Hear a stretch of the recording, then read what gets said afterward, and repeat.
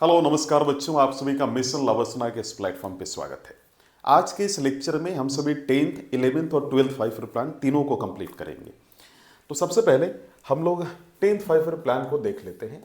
देखिए, जो 10th 5 year plan था इसको अटल बिहारी वाजपेयी के सरकार के द्वारा लॉन्च किया गया था, क्योंकि इस टाइमलाइन वही देश के प्रधानमंत्री थे। यानी 2002 में जो देश के प्रधानमंत्री थे वो अटल बिहारी वाजपेयी थे। इस प्लान के दौरान भारत सरकार ने ये गोल किया था, ये गोल रखा था कि हम अपने देश का इंक्लूसिव ग्रोथ करेंगे और इक्विटेबल डेवलपमेंट करेंगे, है ना। तो इंक्लूसिव ग्रोथ का जो है टारगेट रखा था भारत सरकार ने, यानी भारत के हर सेक्टर में डेवलपमेंट होगा। और उस पर्टिकुलर जो हम लोग डेफिनेशन है कि भारत के हर सेक्टर में डेवलपमेंट होगा, हर सेक्टर में विकास को ही इंक्लूसिव ग्रोथ कहा जाता है, समावेशी विकास। इसके बाद इक्विटेबल जो डेवलपमेंट है ना, इसका टारगेट रखा गया। इक्विटेबल डेवलपमेंट का मतलब कि भारत का हर क्षेत्र में विकास होगा।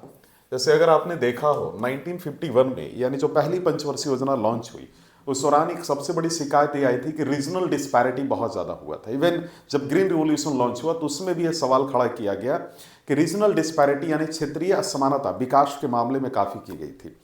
तो गवर्नमेंट ऑफ इंडिया ने ये बड़ा इंश्योर किया था कि इस पर्टिकुलर 5 ईयर प्लान में हम अपने देश का बड़े इक्विटेबल डेवलपमेंट करें, मतलब इक्वालिटी इंश्योर करें when it comes to the development वाला एरिया में, देश के मामले में।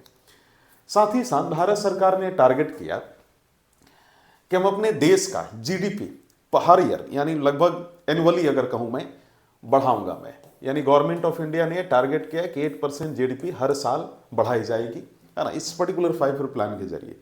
साथ ही साथ ये तो मान लीजिए गोल है ही इसका 10th 5 ईयर प्लान का कि इंक्लूसिव ग्रोथ करना है, इक्विटेबल डेवलपमेंट करना है। लेकिन इसके अलावा गवर्नमेंट ऑफ इंडिया का और गोल था। जैसे भारत सरकार चाहती थी कि देश से पॉवर्टी रिड्यूस हो। क्या रिड्यूस हो? पॉवर्टी, यानी गरीबी कम हो। और इसके बाद गवर्नमेंट ऑफ इंडिया चाहती थी कि देश में सोशल जस्टिस प्रमोट हो। आप ये ध्यान से सुनिएगा। और एम्प्लॉयमेंट जनरेशन हो, है ना। इस 5 ईयर प्लान के जरिए गवर्नमेंट ऑफ इंडिया का यह भी गोल था कि देश में एम्प्लॉयमेंट जनरेशन यानी नौकरियों का सृजन हो। ये याद रखिएगा, नौकरियों का सृजन हो। और इसके अलावा भारत सरकार ने यह प्रयास किया कि जो नौकरी है लगभग देश के 80 मिलियन लोगों के पास होनी चाहिए। नहीं, लगभग 8 करोड़ लोग जो है उनके पास जॉब होना चाहिए। देश के 80 मिलियन लोगों को रोजगार देने की टारगेट रखी गई थी इस पर्टिकुलर 5 ईयर प्लान के जरिए। बाद में भारत सरकार ने यह भी निर्णय लिया कि हम अपने देश का जो रीजनल डिस्पैरिटी है, रीजनल इनइक्वालिटीज है, उसको रिड्यूस करेंगे। कहने का मतलब कि अगर महाराष्ट्र ज़्यादा डेवलप है तो हम ये कोशिश करेंगे कि बिहार और झारखंड जैसे राज्य भी डेवलप हों। अच्छा, अच्छी बात यह भी है कि 2000 के आसपास अटल बिहारी वाजपेयी की सरकार ने झारखंड, माफ कीजिए, बिहार स्टेट रिओर्गेनाइजेशन एक्ट 2000 पास करके झारखंड को यानी वनांचल को बिहार से अलग कर दिया था।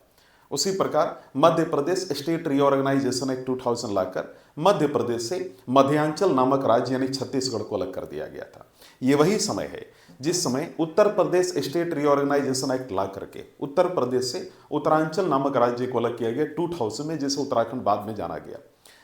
तो कई ऐसे राज्य थे जो बहुत ही, माने समझिए कि जहां पे कम डेवलपमेंट था, लिस्ट डेवलप्ड स्टेट्स थे। गवर्नमेंट ऑफ इंडिया के प्लान था कि उन लिस्ट डेवलप्ड स्टेट को इस पर्टिकुलर 5 ईयर प्लान के दौरान डेवलप किया जाए, तो देश का रीजनल इनइक्वालिटी समाप्त हो।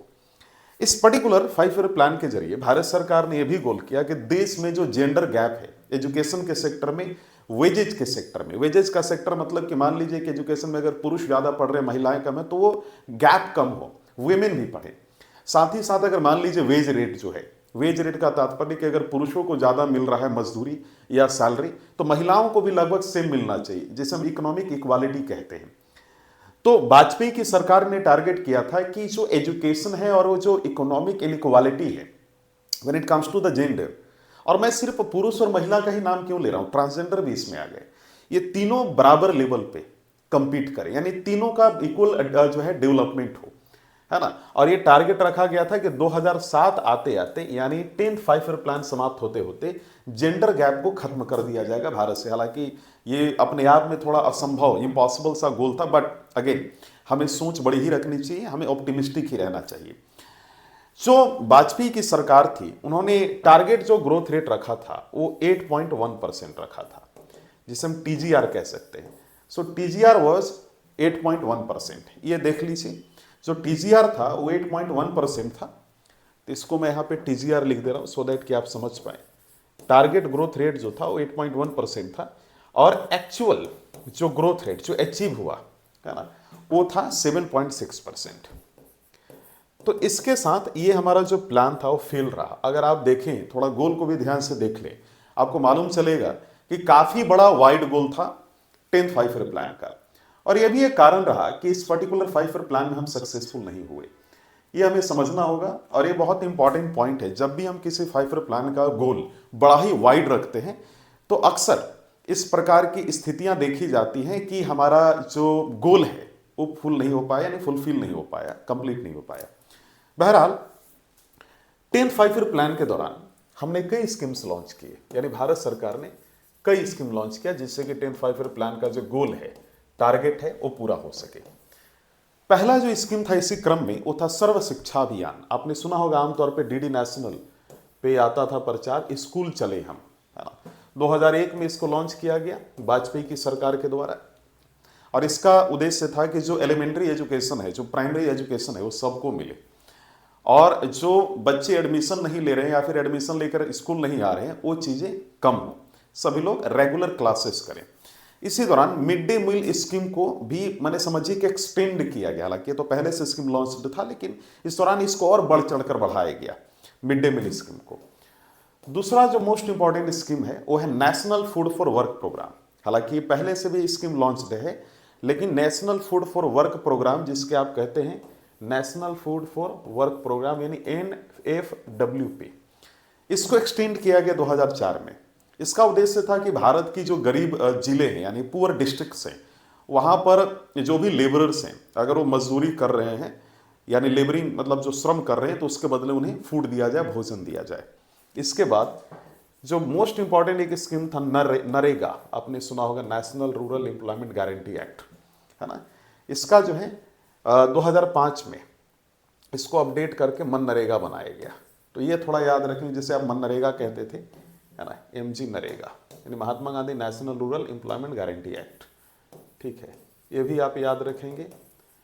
तो MG नरेगा हो गए, ठीक है, जिसे 2005 में कंप्लीट तरीके से आगे बढ़ाया गया, और इसका उद्देश्य था कि भारत में 100 दिन का इंश्योर्ड, है ना, एम्प्लॉयमेंट मिले ग्रामीण लोगों को।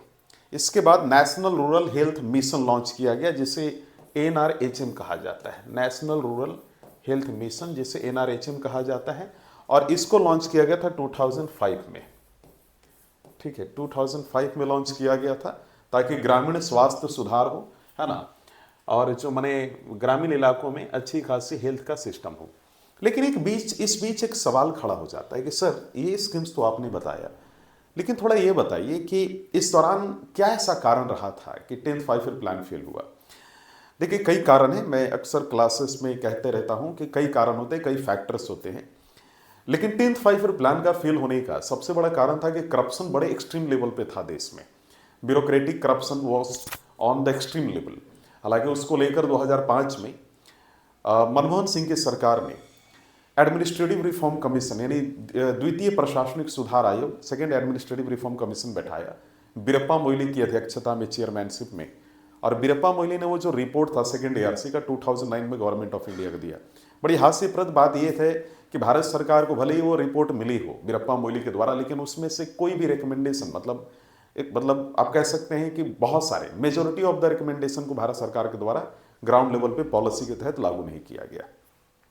जब हम बात करते हैं फेलियर की, 10th 5 ईयर प्लान के फेलियर की, corruption was the big issue. इसके बाद जो 5 ईयर प्लान अगर आपने लागू किया है तो आप उसका मॉनिटरिंग कीजिए, मॉनिटरिंग भी नहीं किया जा रहा था उतना डेप्थ लेवल में बढ़िया से, है ना। एक होता है ना कि एफिशिएंट वे में मॉनिटरिंग कीजिए कि लागू हो रहा है कि नहीं, जो स्कीम लागू हुआ है, स्कीम ग्राउंड लेवल पे काम कर रहा है कि नहीं, इस पर भी काम नहीं की गई। तो कहीं ना कहीं प्लानिंग कमीशन का भी एक कमी रहा था हमारे देश में।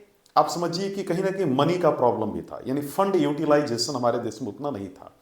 मनी था भी तो हम सही जगह यूज नहीं कर रहे थे।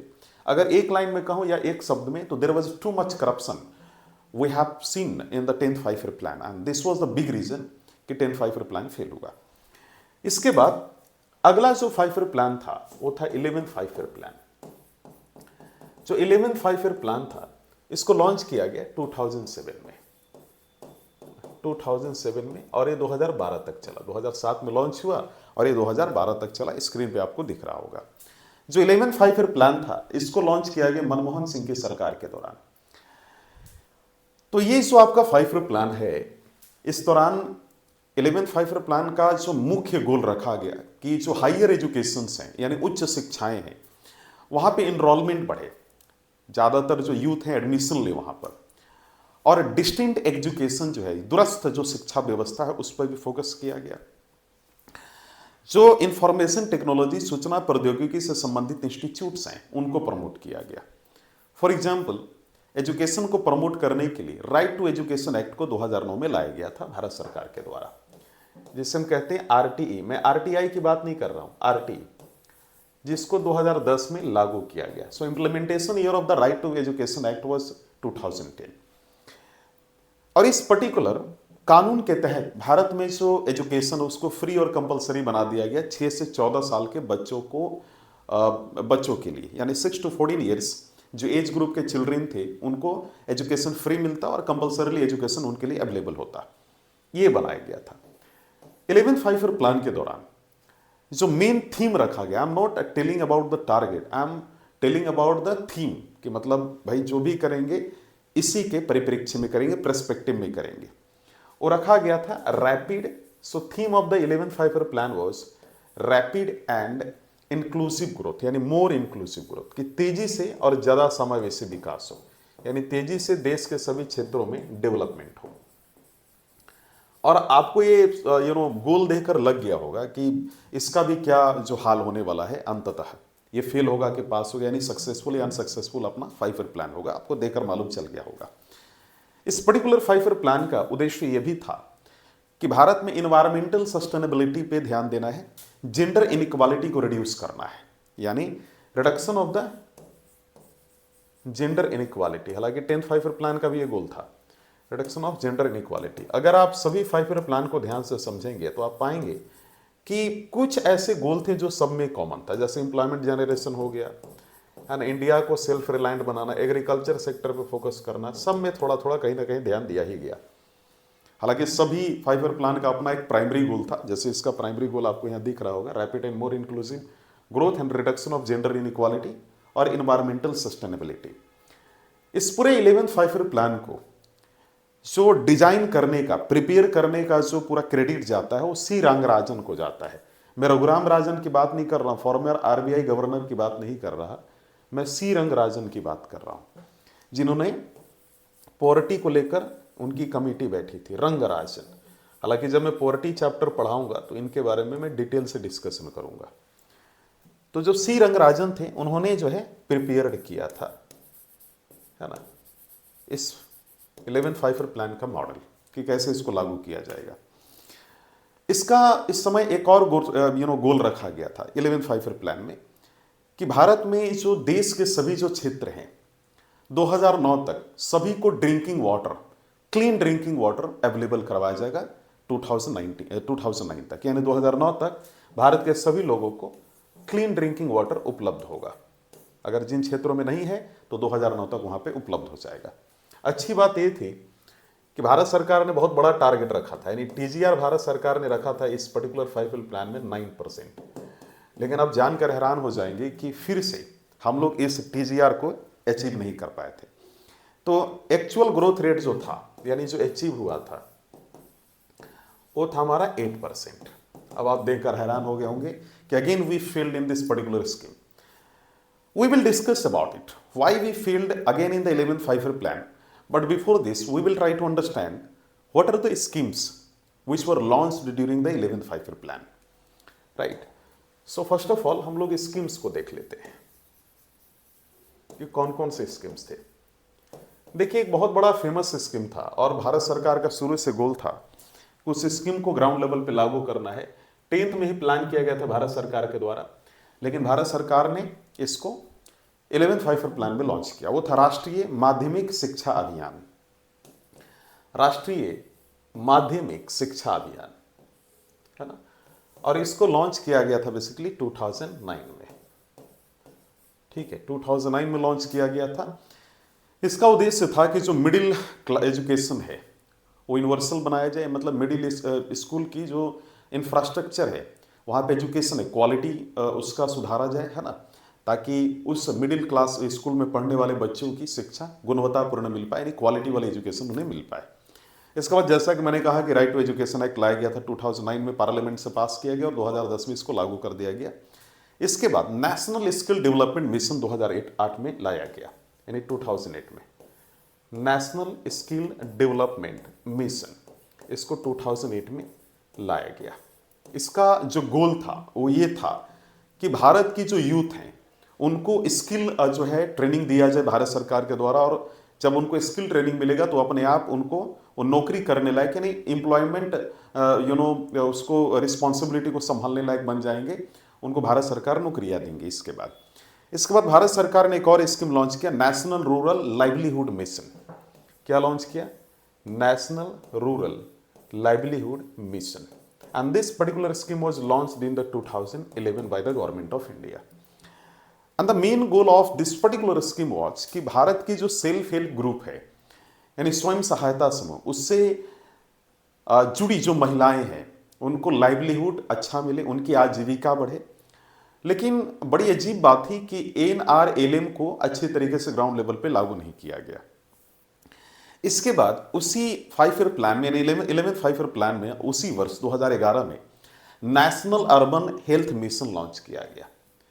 नेशनल अर्बन हेल्थ मिशन यानी NUHM, और इसको 2011 में लॉन्च किया गया था। And the main goal of NUHM was कि जो शहर के गरीब लोग हैं, यानी अर्बन जो पुअर हैं, उनकी हेल्थ पे फोकस किया जाए, ये गोल था। ऐसे ही बहुत सारी स्कीम थी, जैसे एक बहुत फेमस स्कीम था जो आमतौर पे UPSC इससे रिलेटेड पूछ लेता है। उस स्कीम का नाम था JNNURM। क्या नाम था उसका? JNNURM। और इस स्कीम को इंटरेस्टिंगली 2005 में लॉन्च किया गया था इसको, लेकिन इसका जो कंप्लीट तरीके से इस पर फोकस स्टार्ट हुआ, भले 2005 में लॉन्च हुआ था, लेकिन इस पे जो काम रियल मायने में भारत सरकार ने करना शुरू किया वो किया था 11th 5 ईयर प्लान में, इसलिए मैंने इसका जिक्र यहाँ पे किया है। इसका उद्देश्य था कि जो भारत की जो शहरी जो परिवहन है, यानी जो अर्बन ट्रांसपोर्ट है और इंफ्रास्ट्रक्चर, उस पर फोकस किया जाए। हालांकि ये सक्सेसफुल नहीं हो पाई। ये जो प्रोजेक्ट शुरू किया गया था ये बहुत लेट लतीफी से रेड टाइपिज्म के साथ चल रहा था। अब सवाल ये खड़ा होता है कि सर जो JNNURM आपने जो बोला उसका फुल फॉर्म क्या होता है? देखिए उसका फुल फॉर्म होता है अर्बन इंफ्रास्ट्रक्चर मिशन, इसको आमतौर पे लोग कहते हैं। फुल फॉर्म अगर नहीं जानो तो अच्छा है, क्योंकि आप जिस एग्जाम की तैयारी कर रहे हो ना, UPSC, BPSC या UPPSC का, उसमें इतना लंबा चौड़ा फुल फॉर्म याद भी नहीं रहेगा आपको, राइट। तो JNNURM जो है, बस इसको शॉर्ट में एक नाम से जाना जाता था, and that was the urban infrastructure mission. 10th 5 year plan में शुरू किया गया, बट फोकस नहीं किया गया। 11th 5 ईयर प्लान में इस पर ज़्यादा फोकस किया गया भारत सरकार के द्वारा, इसलिए मैंने जिक्र इसका यहाँ पर किया है। फिर अगेन आपके मन में एक सवाल खड़ा हो रहा है कि sir what were the reason of the failure of this particular scheme again, या 5 ईयर प्लान अगेन। इसका एक सबसे बड़ा दिक्कत था कि जितनी भी स्कीम्स लॉन्च की गई थी वो ग्राउंड लेवल पे पहुंची ही नहीं थी, बड़े लेवल पे, उस दौरान 11th 5 ईयर प्लान के दौरान। अगेन भारत सरकार के पास मनी प्रॉब्लम था, और एक और जो सबसे बड़ा प्रॉब्लम उस दौरान देखा गया कि सेंट्रल और स्टेट गवर्नमेंट के बीच में कॉन्फ्लिक्ट बड़े लेवल पे थी, यानी केंद्र और राज्य तालमेल बहुत ही ज्यादा वीक था। The states were not cooperating with the central government, and again the central government was imposing different kind of policies without taking suggestions from the state governments. तो कहीं ना कहीं वो कॉन्फ्लिक्ट था, तो उसके कारण भी बहुत सारी प्रॉब्लम्स क्रिएट हुई, है ना। और अंततः जो 11th 5 ईयर प्लान था वो फील्ड 5 ईयर प्लान के तौर पे जाना जाने लगा। इसी क्रम में जो 12th 5 ईयर प्लान था, इसको 2012 में लॉन्च किया गया। और आपको फिर से एक चीज बताना चाहता हूं कि इसी दौरान 2014 में भारत में जनरल इलेक्शन हुआ और प्राइम मिनिस्टर नरेंद्र मोदी भारत के प्रधानमंत्री के तौर पे नियुक्त हुए, और प्राइम मिनिस्टर ने डिसाइड किया कि जो 12th 5 ईयर प्लान है इसको लास्ट 5 ईयर प्लान बनाएंगे हम लोग, और ये 2017 तक जो इसका टाइमलाइन है वो चलने देंगे। इसी बीच में 5 ईयर प्लान्स को स्टीयर करने वाली जो इंस्टीट्यूशन थी, प्लानिंग कमीशन, उसका नाम बदलकर 1 जनवरी 2015 को प्राइम मिनिस्टर श्री नरेंद्र मोदी ने पीसी का नाम बदलकर नीति कर दिया, नीति आयोग। और नीति आयोग का full form basically CAPF examination में पूछा भी जा चुका है, national institute for transforming India. और आप सभी को मैंने बताया था कि प्लानिंग कमीशन के ऊपर एक संस्था थी एनडीसी, नेशनल डेवलपमेंट काउंसिल। इस पर्टिकुलर इंस्टीट्यूशन को खत्म कर दिया गया था और प्लानिंग कमीशन की जगह नीति आयोग को लाया गया था और इसके चेयरमैन खुद प्राइम मिनिस्टर होते थे। 2017 तक 12 फाइव ईयर प्लान चली। 12 फाइव ईयर प्लान खत्म होने के बाद 2017 में नीति आयोग ने अपना रियल काम करना शुरू किया देश के डेवलपमेंट को लेकर। तो जो पहले 2017 के पहले पंचवर्षीय योजनाएं चलती थी, 5 ईयर प्लान्स, उसके जगह अब नीति आयोग, चूंकि अब ये लीडिंग इंस्टीट्यूशन बन चुकी थी देश के डेवलपमेंट को लेकर, तो नीति आयोग ने प्लान किया कि भारत का पहले हम डेवलपमेंट 3 ईयर के टारगेट में करेंगे, यानी 2017 से 2020 के बीच में। इसके बाद टारगेट किया 7 ईयर्स, है ना, तो 2020 से 2027 तक, फिर 15 ईयर्स का टारगेट रखा। तो ऐसे करके डेवलपमेंट कर रही थी नीति आयोग। नीति आयोग ने 5 ईयर प्लान, जो पूरी स्कीम थी, जो प्रोग्राम था, उसको खत्म कर दिया था। वो अपने तरीके से डेवलपमेंट देश का करना शुरू कर दी, यानी प्लानिंग करना शुरू कर दी कि देश कैसे डेवलप करेगा। हमारा जो मुद्दा है अभी वो ये है कि 12 फाइव ईयर प्लान में, है ना, 12 फाइव ईयर प्लान में कौन कौन सी स्कीम लॉन्च हुई है उस पर थोड़ा हम लोग डिस्कशन कर लेते हैं, और साथ ही साथ 12 फाइव ईयर प्लान का फीचर क्या है। देखिए, जो 12वीं पंचवर्षीय योजना है, हम सभी जानते हैं कि इसको लॉन्च करने वाले मनमोहन सिंह थे 2012 में, क्योंकि वही देश के प्रधानमंत्री 2012 में थे। इस पर्टिकुलर 5 ईयर प्लान का जो गोल था वो ये था कि फास्टर, जो इसका टारगेट रखा गया, टारगेट ये था कि फास्टर यानी तेजी से, याद रखिएगा, मोर इंक्लूसिव। मोर इंक्लूसिव का मतलब ज्यादा समावेशी, मतलब भारत का हर क्षेत्र विकसित हो, कोई छूटे नहीं, इसका मतलब ये हुआ। इसके बाद सस्टेनेबल ग्रोथ, सस्टेनेबल ग्रोथ कि हम अभी जो है, जो भी हमारे रिसोर्सेस हैं उसका हम बढ़िया से यूज करें, और ऐसे यूज करें कि आने वाली जनरेशन का जो उनके लिए जो रिसोर्सेस है बची रहें, मतलब उनकी रिसोर्सेस के साथ, यानी फ्यूचर जनरेशन की रिसोर्सेस के साथ हम समझौता नहीं करें, हम उतना ही रिसोर्सेस यूज करें जिससे कि हमारा भी काम हो जाए और फ्यूचर जनरेशन के लिए भी बचा रहे। ये होता है सस्टेनेबल ग्रोथ, यानी सतत विकास। तो this was the target which has been decided by the government of India in the 2012 for the 12 five year plan. ये जो प्लान था, इसका जो अदर गोल था वो ये था कि देश का इंफ्रास्ट्रक्चर जो सेक्टर है उसको स्ट्रांग करना, देश में हेल्थ, एजुकेशन, रोड्स को अच्छा बनाना है, और हर गांव में इलेक्ट्रिसिटी सप्लाई पहुंचाना है ताकि हर गांव में जो है बिजली पहुंच पाए। साथ ही साथ इस पर्टिकुलर 5 ईयर प्लान का यह भी गोल था कि भारत से जेंडर गैप को खत्म किया जाए। स्कूल्स में जो पुरुष लड़कों का ज़्यादा एडमिशन है, लड़कियों का कम है, किसी स्कूल में लड़कियों का ज़्यादा है, लड़कों कम है, वो जेंडर गैप कम हो, और लड़का लड़की को, ट्रांसजेंडर को भी इसमें काउंट कर सकते हैं, तो ये जेंडर गैप हो। समाज में बॉयज़, गर्ल्स, ट्रांसजेंडर को इक्वल अपॉर्चुनिटी मिले, इक्वल स्टेटस मिले, डिग्निटी मिले। हायर एजुकेशन में तीनों का एडमिशन खूब हो, है ना, सभी लोग, ये तीनों जेंडर या फिर जो भी अदर जेंडर्स हैं जैसे LGBTQ में आ जाते हैं, उन सभी का विकास हो। हालांकि इस दौरान भारत सरकार ने भी टारगेट किया कि भारत की जो भूमि है, कम से कम हर साल 1 मिलियन हेक्टेयर जमीन में प्लांट्स को बोया जाए, है ना, प्लांट किया जाए, ग्रीन कवर को बढ़ाया जाए, ग्रीन कवर इसको बोला जाता है, उसको प्रमोट किया जाए, और नॉन फार्मिंग सेक्टर में, यानी वैसे सेक्टर जो फार्मिंग से रिलेटेड नहीं है, वहां पर नए नए अवसर क्रिएट किया जाए भारत सरकार के द्वारा, ताकि भारत के यूथ वहां पे भी काम कर सके और अपना एम्प्लॉयमेंट जनरेशन कर पाए और अर्निंग कर पाए। इस पर्टिकुलर 5 ईयर प्लान का अगेन जो टारगेट रखा गया था, TGR, वो 9% था। और मैं बड़ी उदासीनता के साथ कहना चाहता हूं कि फिर से देखिए कितना किस्मत खराब है कि हमारा, हालांकि जो नेशनल डेवलपमेंट काउंसिल थी, फिर से कहना चाहता हूं, नेशनल डेवलपमेंट काउंसिल ने 8% टारगेट रखा था इस पर्टिकुलर 5 ईयर प्लान का, लेकिन प्लानिंग कमीशन ने बोला नहीं, 9% इज इनफ। और बड़ी अजीब बात ये भी थी कि हमारा जो एक्चुअल ग्रोथ रेट था वो बहुत लो था, AGR।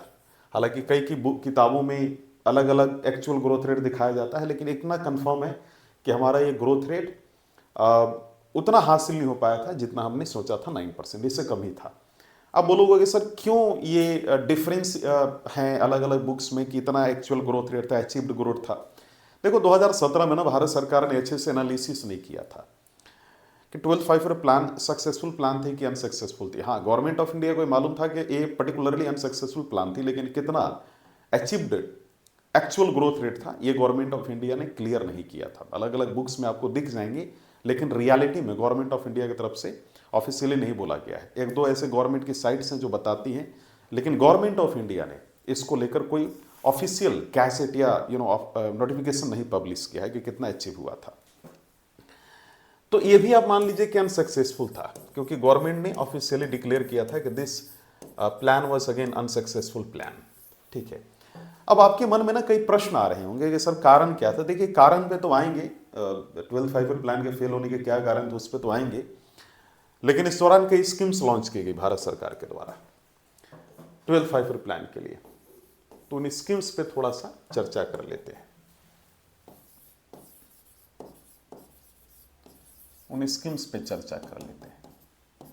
जो पहला स्कीम था आपने सुना होगा, नेशनल फूड सिक्योरिटी एक्ट, जिसको NFSA कहा जाता था। तो national food security act launch किया गया, और ये वाली जो स्कीम थी 2013 में लॉन्च की गई स्कीम। नहीं, इसको पॉलिसी कह सकते, कानून कह सकते हैं।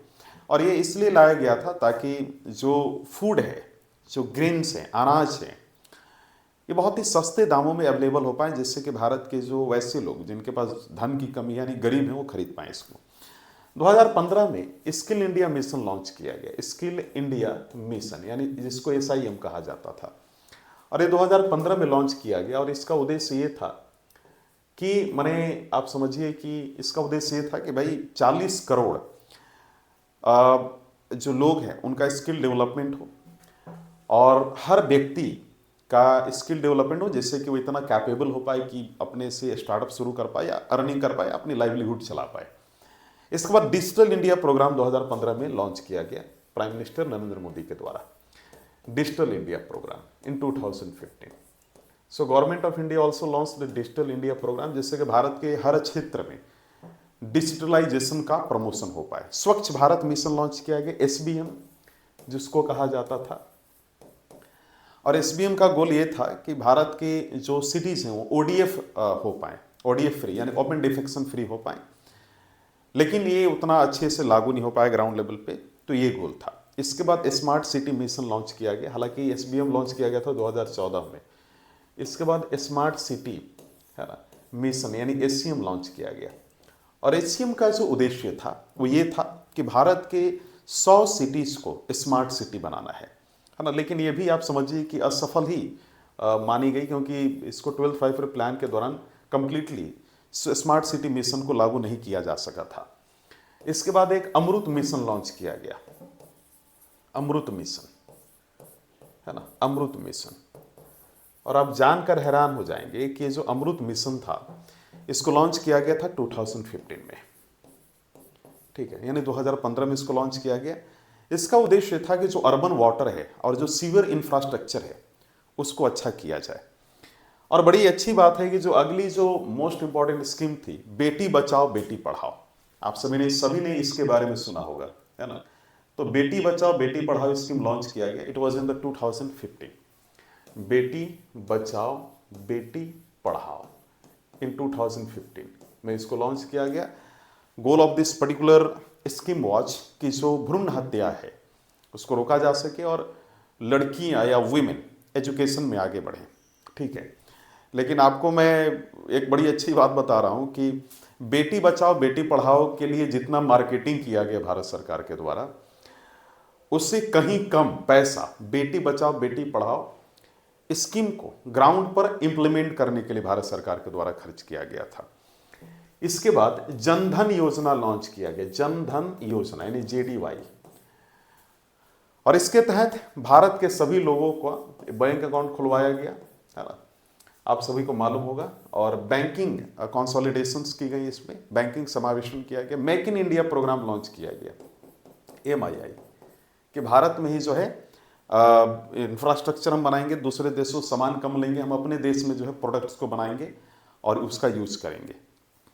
लेकिन मेक इन इंडिया प्रोग्राम भी उतने अच्छे से लागू नहीं हो पाई थी 12th फाइव-ईयर प्लान के दौरान। इसको लॉन्च किया गया था 2014 में प्राइम मिनिस्टर नरेंद्र मोदी के द्वारा। बहरहाल, so these were the schemes which were launched in the 12th five-year plan. 10th, 11th, 12th five-year plan मैंने जो आप सभी को पढ़ाया, इससे 5-ईयर प्लान से अधिकतर जो क्वेश्चन आती है, चाहे यूपीएससी हो, बीपीएससी हो, यूपीपीएससी हो या अदर स्टेट पीसीएस एग्जामिनेशन हो इंक्लूडिंग सीएपीएफ, ज्यादातर जो सीएससी के एग्जामिनेशन है, यूपीएससी, बीपीएससी, यूपीपीएससी वगैरह स्टेट पीसीएस एग्जामिनेशन में, यहां से ज्यादातर क्वेश्चन प्रीलिम्स में आता है, मेंस में ज्यादा क्वेश्चन नहीं आता है।